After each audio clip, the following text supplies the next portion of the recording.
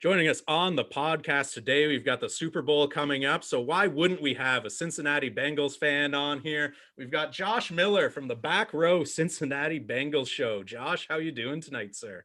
Oh, I am on cloud nine. Who would have thought out of my 23 years, I've never even seen a playoff win.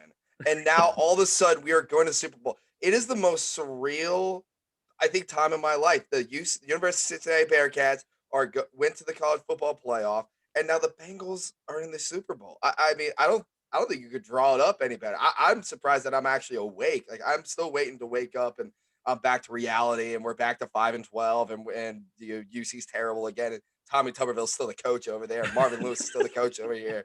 So I'm living in a dream right now, man. But thank you so much for having me on. Yeah, no, it feels a little bit like Twilight Zone in Ohio Right? right now. Like, how tired were you of seeing the classic? Oh, no one has ever sent the text of the Cincinnati Bengals have won a Oh playoff game. Like, man. how old did that get? I mean, it's just the hatred for the Cincinnati Bengals from the national media is bar none, and maybe it's because we've just never really had a likable team like this that we have this year. I mean, obviously we were pretty good during the 2010s through 2015 with with Andy Dalton and AJ Green, but we also had a lot of dislikable characters around the league. Pac-Man Jones, Vontez Burfict. So we were looked at a lot as like the villain, so people liked to poke fun at us, and a lot of it was deservedly. So we still don't even have a indoor practice facility. Don't hate on us, um, but I mean, it's just it's incredible. And now that the text has been sent, and now we're texting that we're in the freaking Super Bowl. I mean, send the text, send the Zoom chat, and now we're podcasting about it, and I'm talking to you from my house in Cincinnati, Ohio, and you're in Ontario, Canada. Like it's crazy to me. Well, It's yeah, just well, nuts. there you go. The Bengals are now a global brand. Who would have thought? Who Like, would have thought? oh, not Vegas, because if you look Mm-mm. at the odds they were getting preseason and you Mm-mm. put any kind of a even moderately substantial wager on them making the Super Bowl, you're a very rich individual right now. They were, Huge. yeah, no preseason love. 4-11-1, Joe Burrow Mm-hmm. getting carted off in 2020, horrible season. You look at them now, and especially how they've gotten to the Super Bowl, right? Like, I mean, you have the NFL in up in arms over how Josh Allen doesn't even get to touch the ball in overtime the week Mm-hmm. prior. You guys lose the coin toss, and we think, oh, Mm-hmm. here we go again. Like, what is even the mood in Cincinnati right now with this team in the Super Bowl? So I'll just I want to start you there with the first playoff win. So after the first playoff win, so I work with the Bengals, so I was at the game, and absolute just jubilation when Mhm. Jermaine Pratt picked off that ball to end that game. Went down to the Banks, which is this little part between the Bengals Stadium and the Cincinnati Reds Stadium. There's this strip of bars lit up. It was insane. I went to my favorite bar called the Holy Grail. Took forever to get in, pushing and shoving everywhere, people getting arrested, beer bottles flying everywhere. But the excitement was just so palpable, and you could cut it with a knife. That this weight off of our shoulders has just been lifted, and the city is just almost like a sigh of relief. Now Mhm. you fast forward to the Super Bowl, and we were talking about this a little pre-show. We don't even really know what to do with ourselves at this point. It's so insane, and just to give you an idea of like what's going around in our just Cincinnati in general, the schools are now calling for the day after the Super Bowl as a holiday, which is incredible for me because I'm a teacher. So I can't wait until my district calls it off, but they haven't called it off yet. So please, my school district, please call it off. But like during classes, like you're seeing kids that are usually would be wearing Lamar Jackson jerseys or Patrick Mahomes jersey, kids that we have lost to other teams all coming back. You're seeing Burrow jerseys, Chase jerseys, Evan McPherson jerseys, which when was the last time that you heard of a kicker's jersey selling out? Maybe Vinatieri, maybe, Maybe, yeah, maybe, yeah. but Kickers I don't mean, get a lot of love very no, often there. no, they don't get love very often at all. And we're having local culture lessons. I was teaching in class, and there was a local culture lesson. So instead, I just put on Bengals highlights of the AFC Championship game. I think that's great local culture. I think it's perfect. So the excitement in the city is something I have never seen before, especially as a Bengals fan. Just I've never ever seen it quite like that. And it's amazing to see, especially when I have my family, my dad's been a Bengals fan all his entire life, and this is what we kind of do. This is Bengals football. We've never had a team like this, so we don't even really know what to do with ourselves at this point. We're just along and enjoying the ride, and I mean, we're living in a dream. We really are. It's so surreal. Yeah, well, I mean, you go from top 10 draft pick last year, and okay, we've got Joe Burrow, well, that's kind of a nice piece. We've got Mixon, but we don't really have an identity on either side of the Mhm. ball. To Super Bowl this year, like if you had to just from a macro level boil it down to maybe one or two key things that changed between 2020 and 2021, like what were the key things that went differently this year that make you a Super Bowl team versus a 4-win squad in 2020? So I think you have to look at the front office, and again, the Bengals front office has taken plenty of heat, and a lot of it well deserved. Trust me, I understand, completely well deserved. But they were able to do something during this offseason with free agency. They were so aggressive, and they went out. They spent a lot of money. They went up. They shaped up their defense. They did a lot of things that were not the safe route. You look at one of our biggest, best defenders, Trey Hendrickson, this year. He was a guy that we signed to a 4-year deal, and a lot of people were calling that he is a 1-year wonder type of guy. He's a bust. They don't like this pickup because he was on a really good Saints defensive line. So a lot of people were saying he was just kind of living in the shadows of Cameron Hayward and that great defensive Mhm. line. Obviously, I mean that is not the case. He's having a career year. In just the aggression has been so good. And then also on top of that, I think it's just the buy-in from the players, this locker room that you hear about from guys like CJ Uzomah, guys that have been there before, just guys like Joe Mixon, that have came through and said this is the best locker room we've ever been a part of. You see it on the field. One of my favorite things to watch when the Bengals score a touchdown is the sideline. Mhm. Watch the sideline. All of the defense gets up and runs down the field, and they're cheering their teammates on. And when you have a roster that, especially on the offensive side of the ball, with your receiving core that is as stacked as the Bengals are, and I may be a little bit biased, but I do think it's the best receiving core in the league. Um, but these guys don't really care who's getting the ball that much. I mean, Tyler Boyd, again, a guy that's been here forever. He's his obviously his targets have gone way down because of T Higgins and Jamar Chase. But you see his mentality and the way he acts on the field and how he is. And when he does get the ball, he takes care of his job. He does his job really well. And he's such a great locker room guy. So this cohesion in the locker room is something that, again, like I've never really seen before. And that has really helped out this Bengals team extend this magical run. They love playing with each other, and it's just the resiliency of it. And I think a lot of that goes to the coaching of Zach Taylor, a guy that was 625-1, that plenty of Cincinnatians were calling for his head, is now taking this team to the Super Bowl. And a lot of that has to do with the culture that he's created and the mindset of we're never really out. And now, I mean, a lot of that has to do with having Joe Burrow as your quarterback. I mean, he is that guy. He's that dude. I mean, we want to talk about Josh Allen and Patrick Mahomes and Lamar Jackson, and they're incredible talents, incredible talents. It's going to be the AFC is going to be something of just an absolute magical spectacle for the next 5 to 10 years.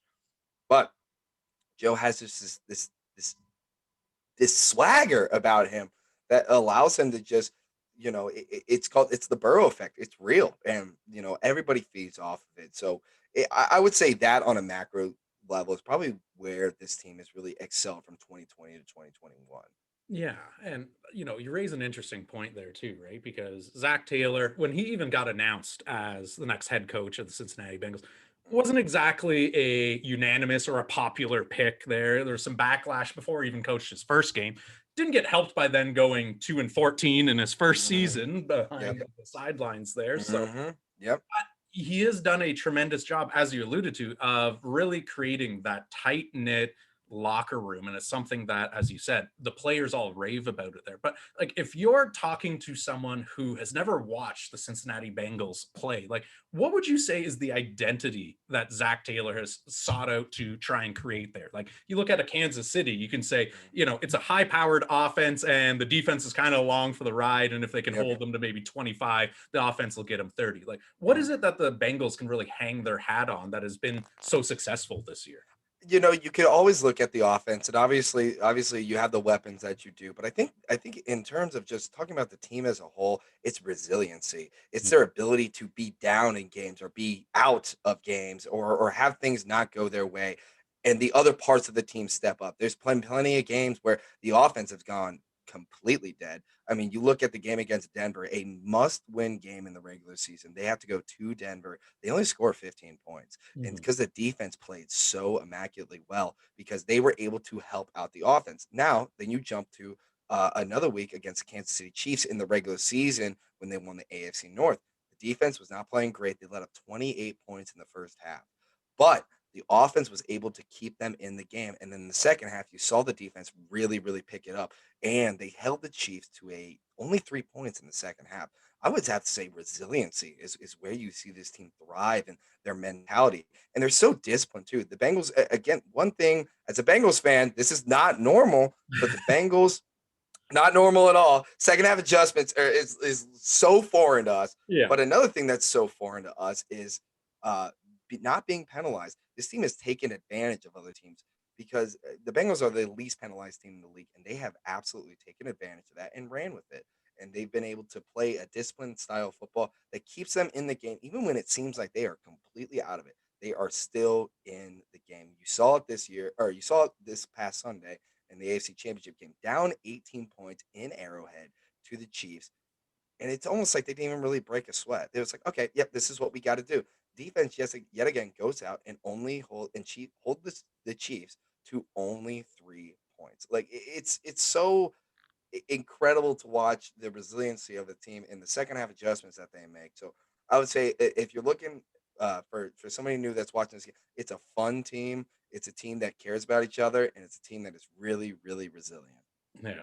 Well, obviously having someone like Joe Burrow under center definitely helps, but Yep. already here we are very early on in his career, and already the comparisons are getting lobbed out there of this reminds me of a young Tom Brady, right? They're not saying he's destined to go out and win 7 Super Bowls here, but Right. just the swagger he's got, just the competitive nature, just a lot of those characteristics. And this isn't coming from, the talking heads who are just throwing takes out there just for the sake of generating headlines. This is coming from a Mhm. lot of his peers that are actually playing in the NFL right now. Sure.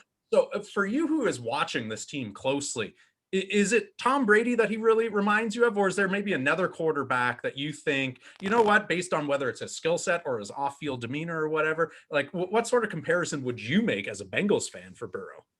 I think the thing that honestly, if I had to compare him to a quarterback, I think he's just Joe Burrow and who he is. I think he is a special talent. He's different from a lot of these other guys. A lot of people want to throw out Tom Brady, and trust me, that's fine with me. If maybe want to compare him to Tom freaking Brady, the GOAT. I think a lot of people compare him to Tom Brady because of how he wins and how he places the ball and how he shows up when the lights are the brightest. I think that is the biggest thing about Joe.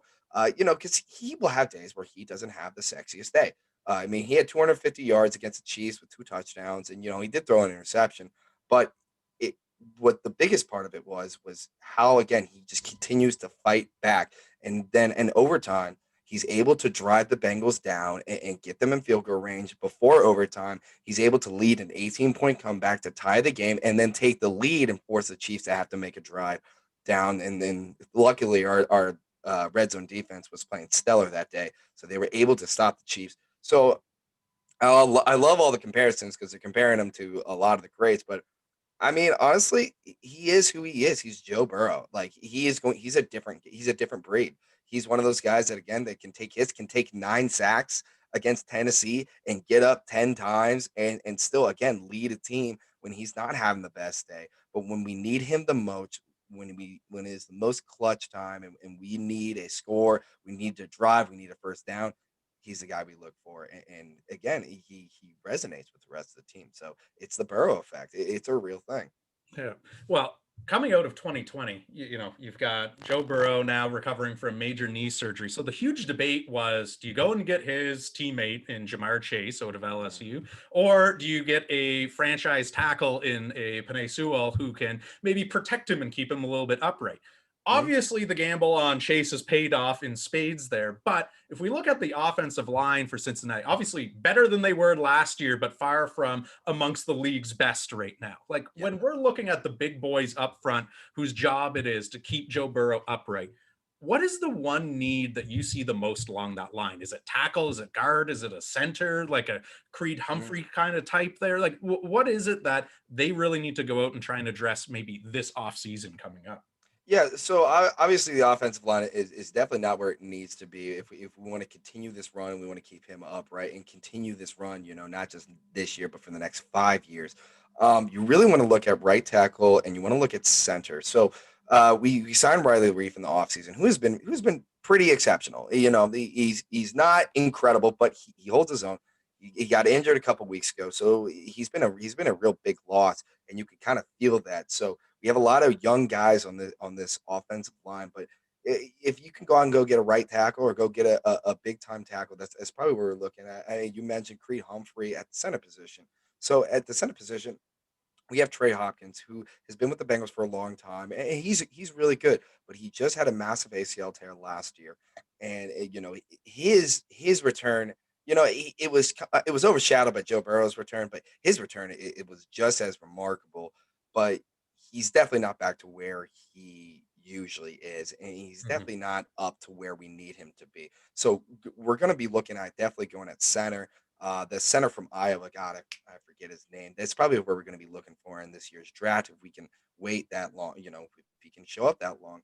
Um, I mean, I would love to get Sauce Gardner from the University of Cincinnati and keep that boy in the 5-1-3, but I don't know if he's going to be around that late. But I would say we're going to be looking at center and probably right tackle if we choose not to re-sign Riley Reef, which is a good possibility because he was only on a 1 year deal. You never know with some of these guys. So we're going to be. I think that's where Bengals really need to attack in free agency is going to be that center, that right guard, because you have Jackson Carman, you have Akeem Adeniji, who are both two they're in the process. That's what they are. They're in the process right now. They got great work ethic, and they will continue to come back and get better. And with our offensive line coach Frank Pollock, who was here a couple years ago. Now he's first year back. He does a great job of being able to get this line together. It's honestly amazing what this line has been able to do with the talent that they have now.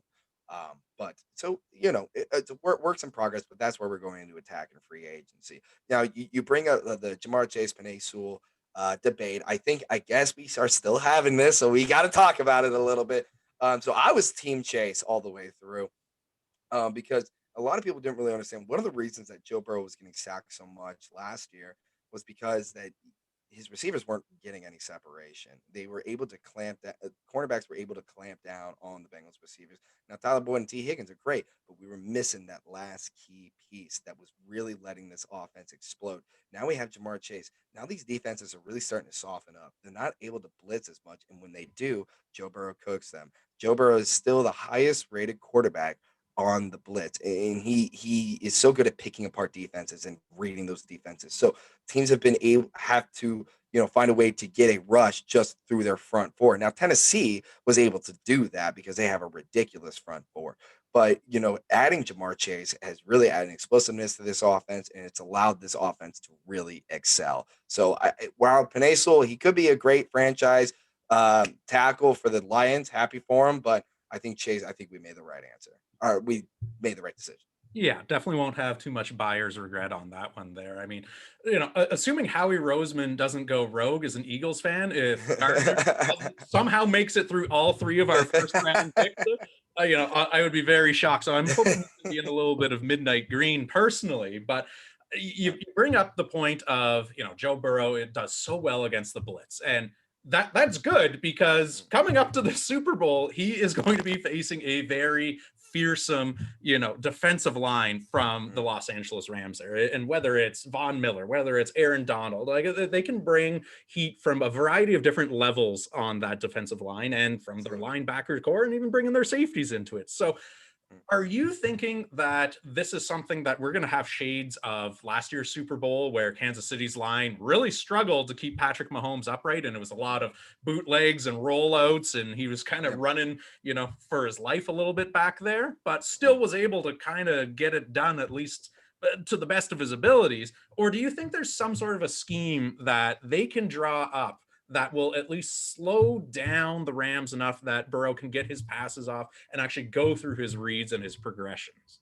So I mean, obviously the Rams are a great team, and they made it to the Super Bowl for a reason. They're great, and they have a great defense. But uh, the Bengals have faced great defenses before. There are great defense in the AFC. I mean, we're coming out of the AFC North, which I think is I like to call it the ghetto of the NFL. It is the toughest, hardest hitting division in the league, and I love it personally. I think it's the hardest, toughest division to get out of. But that being said, I mean, obviously we haven't faced the Rams. We haven't really faced a defense quite like this. So probably what we're going to be doing is we're going to get this ground game working first. We're going to get Joe Mixon able to get some reps and get him going early. I think that's going to be really, really important to lighten up that pressure, so that way they have to respect the run, and maybe they're going to have to stack the box. Now, when they stack the box, we can start attacking from the outside, bubble screens, wide receiver screens, which we do a generally a really, really great job of, especially with Jamar Chase. After that first point of contact, Jamar Chase is gone, and he's made some great, great plays. So, and don't, and one of the things that again that we kind of talked about a little bit, the things that the Bengals do this year that they haven't really done ever is the second half adjustments. They are able to throw a game plan out and reinstill a new one. So I don't think it's going to be exactly a lot of like Kansas City's like running around, running gun stuff, because Kansas City, let's be honest, they play a lot of backyard ball. They really do. They're running around a lot. Patrick Mahomes just after a while just tries to make a play, and throws it to Travis Kelsey, who's somehow always wide open. Shout out to the University of Cincinnati, speaking of which I'm a proud alum of.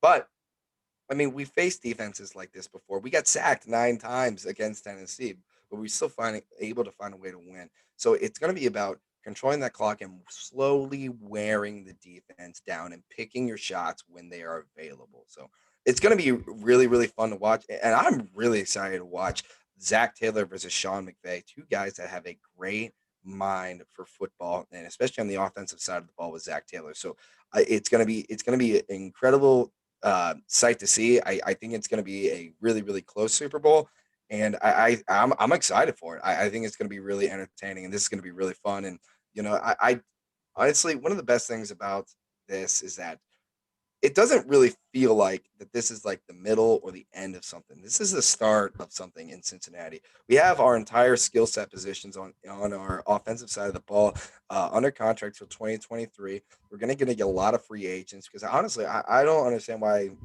an offensive lineman wouldn't want to come to Cincinnati to protect Joe Burrow and to be on a team that went from four wins to the Super Bowl.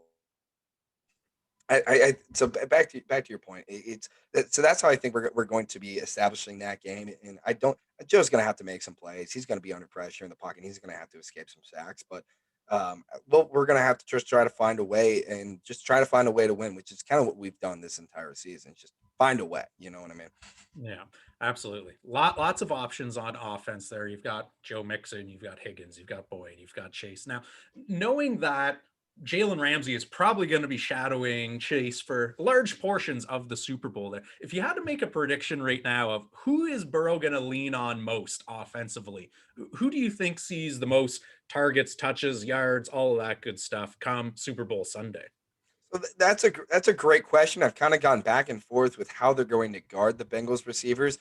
I saw a couple that they would put Jalen Ramsey on and go one on one. And honestly, if they're going to go one on one with Jamar, I trust Jamar Chase in that. I really do. So if they go one on one against Jalen Ramsey, Jamar Chase, who again is a Pro Bowl level talent, I think you're going to look at Jamar Chase getting a lot of touches. Now, I did also see that they're going to double team Jamar Chase, and they're going to put Jalen Ramsey on T. Higgins. Now, if that happens, you're going to be looking at Tyler Boyd and CJ Uzama if he is back, which Mhm. would be massive. You're going to see a lot of them getting a lot of touches too. But if they decide to double Jamar Chase with Jalen Ramsey, and I think you're going to see a lot of T. Higgins, a guy that I feel bad calling him wide receiver two on the Bengals, because I feel like if he was on any other team, he's wide receiver one far and away. So I like to call him wide receiver 1A and 1B. It just kind of depends on the day, pretty much, for who's going to get the most touches. So you're going to see a lot of T. Higgins. You're going to see a lot of balls get thrown up in the air, a lot of jump balls. So One of the things that Joe Burrow does really, really well is throwing that 50-50 ball and putting it in spots where it turns a 50-50 ball into like a 70-30 ball for the receivers. That's what Joe does so well. He allows his receivers to go and make a play. So you're gonna see a lot of T Higgins, I would say, in this game. If I had to make a guess, you're gonna see a lot of him. And you're gonna see a lot of Tyler Boyd stepping up. So if Tyler Boyd and T Higgins can step up, and Jamar Chase can take away a lot of their corners and a lot of their coverage, then we'll be good to go. Yeah, absolutely. And I mean, you look at the other side of the ball, the Cincinnati defense doesn't really get a lot of love, right? They're kind of an underrated, fly under the radar. They don't really excel at any one particular area. They're not terrible at another. So most of their averages are right in the middle of the pack statistically across the league. Mhm. So if this was going to go the way of someone on the defensive side gets named Super Bowl MVP, a la a Seahawks Super Bowl or something Yeah. like that, there, who do you think is the most likely candidate to just have that breakout game and really disrupt things on the defensive side of the Bengals ball? So when you asked that, two players immediately came to mind. Let's start with the defensive line. Excuse me. I'm gonna start with Trey Hendrickson. Trey Hendrickson has been, again, like I said, it's just been a godsend for this defensive line. And Marion Hobby, who was our defensive line coach, has been able to really coach up this style of Bengals team. And Lou Anarumo, our defensive coordinator, deserves a lot of credit. A guy that I had zero faith in, by the way, going into the season. Now I love him. I love him. But Trey Hendrickson has been, just this guy that is just so disruptive. And he's been able to really change offenses, and offenses are going to have to scheme around him. And if the Rams don't do that, and they decide to just play their ball, which, it got into the Super Bowl, so why would they not? But you're going to look at Trey Hendrickson, especially if he gets a couple sacks. You're going to be looking at that, especially a couple strip sacks too. The next guy I got to talk about is Jesse Bates, a guy that we had such high hopes for going into the year. He comes out in the regular season, he's playing not that great. He really isn't. He wasn't the elite level talent that we thought he was going to be. Then in the playoffs, he really turned on the Jets. He's been making plays all over the field. His range of motion has really, really picked up in the past couple of weeks. He's able to go out and make plays. I mean, you saw it against the Chiefs in overtime. Jesse Bates makes the biggest play probably in Bengals defensive history by knocking the ball away right in Von Bell's hand, and when we get the interception. So I would say those are our two guys that you're looking at when it comes to the MVP talk on the defensive side of the ball. Yeah. What's the roadmap here? Like, is the game script favor Cincinnati more if it's a low scoring kind of grind it out? Joe Mixon is seeing maybe 20, 25 touches. Or is this something that Cincinnati might actually be looking to try and turn into a bit of a track meet? And hey, we're going to try and go for 35. If you guys can get to 40, more power to you type thing. Like, what's the roadmap that you see that if the Bengals are going to hoist a Lombardi trophy when all is said and done, how is things going to unfold on Super Bowl Sunday? I think a lot of it is just going to be keeping the game close in the first half, or having the lead in the first half. Because again, our second half adjustments, I think are some of the best in the league, and they've been so good this year with that second half adjustment. I would say I've seen the Bengals play in both types of games. I've seen the Bengals win and lose in both of those types of games. The freaking Jets! I can't believe we lost to them. I'm still They salty about that. single-handedly ruined my suicide pool. I'm so sorry about that. I am so sorry about that. That's on us. I mean, Mike White, give him credit. Mike White did tear us up. Um, I I would say that more or less you're going to look at a grinded out, gritty type of ball game, Mhm. just because that's kind of what we've seen out of just this year's playoffs from the Bengals. Is that that's how they kind of have been able to win these games, is to keep it close and to grind it out and to eventually wear the other team down. And then just to continually try to keep taking your shots. No, don't you can't get scared if you're the Bengals, especially if Joe Burrow takes, 1, 2, 3 sacks. You got to get back up and you got to keep taking those shots because they are going to open eventually. We're going to have guys that are going to make a play. So you're going to probably see a gritty, grinded out type of game. You're probably going to see a low scoring game. If you're a gambling person, I would definitely say take the under in this game. That's probably where we're going to be looking at. But but then you have Joe Burrow who shows up in the lights of the brightest. He just might go out there and throw for 300 and 400 yards. And if that were to happen, then I'll tell you this: the Rams will match that, and it'll just keep going back and forth, and and then it's going to come down to the fourth quarter. It really is. So it's going to be. I would say you're probably looking at more of a gritty, grinded out type of game. Yeah. Well, you had to assume this question was coming here. Got to get a score prediction out of you before we let you go. How do you think things are going to go when the Bengals actually meet the Rams on Super Bowl Sunday? I fully expect to go in and win. Now, obviously, that's a lot harder said than done. I'm looking at this. I'm looking at, again, Joe Burrow not having the sexiest day ever, but he's going out there and he's doing the things that we need him to do, showing up in crunch time, showing up when we need him the most, and then throwing those balls that are really, really tight window. And we need to get down the field for a game tying field goal or go ahead field goal, or we need a touchdown. So, man, this score prediction, I would have to say, I mean, I'm probably looking at again, kind of a more of a lower scoring ball game here. I think Evan McPherson is going to be a big factor in this game for the Bengals. You're going to see him. I would say if his over under on field goal attempts and field goals made is at 2.5, it definitely takes the over. I think he's going to be kicking a lot. So I'm probably looking at, man, you got to put me on the spot here. I would say I'm probably looking at this is really low scoring. I'm looking at like a 25, 24 to 21 type of game. I'm looking at a low scoring game. And our first Lombardi trophy is coming back to Cincinnati, is what I'm predicting to happen. But, again, hard. It's going to be a hard fought. It's going to be a great ball game. Yeah, well, it wouldn't be a Cincinnati Bengals playoff game if McPherson didn't play a prominent role in it there. So that one seems like a lock for sure. But Yeah. Josh, we appreciate you coming on here. For those that are listening, though, that want to tune in or check out any of the stuff that you're doing, where are the best places to find you these days? Great. Thank you for having me on. I had an absolute blast. You can find me on Twitter at Backrow Bengals. And then you can also find my podcast pretty much anywhere where you can find podcasts. The Backrow Cincinnati Bengals Show. I always get my own show wrong. The Backrow Cincinnati Bengals Show. You can find it anywhere on podcast. I'm sponsored by fansided.com. I do some writing and blogs over there. If you go to fansided.com, I write about the Bengals, and you can find a lot of my blogs over there. But mainly that's pretty much where you can find me. And so at Backrow Bengals on Twitter, the Cincinnati Backrow Bengals Show, or the Backrow Cincinnati Bengals Show. Again, I got it wrong again. Anywhere you can find podcasts. And then if you want to read my blogs, go to fansided.com and go over to their Bengals side. But you can find pretty much any sort of blog on fansided.com. Beautiful. All right. Well, Josh, again, we appreciate you coming on. We'll check in with you in a couple of weeks and we'll see if you're smiling or if, it's a sad day in Cincinnati. But hopefully at least the school board gives you the day off. Yep. The next day. Yeah, absolutely, man. Hey, thank you so much for having me on. I really appreciate it. First time on a Canadian podcast. How about that? We're breaking barriers. That's awesome. So thank you so much. Had a great time. All right. Have a good one, man. Hooray.